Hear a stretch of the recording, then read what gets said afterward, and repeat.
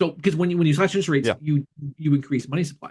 So that erodes the purchasing power of the American people. So once again, it's a balancing act between, do you want a threaten the long term prosperity of the country, or do you want a quick fix of zero interest rates? I think it comes down to there's only one side of this equation that has the duty to be fiscally responsible. So if an individual has credit card debt and then there's an easing of rates, they can either pay off that debt or they can borrow more. That's up to them, right? That's their decision because they're not really affecting anybody outside of their immediate family. Whereas the government has a responsibility to, let's call it, it's shareholders, right? The shareholders of the United States, and they have a responsibility to, when the money's cheap, pay down.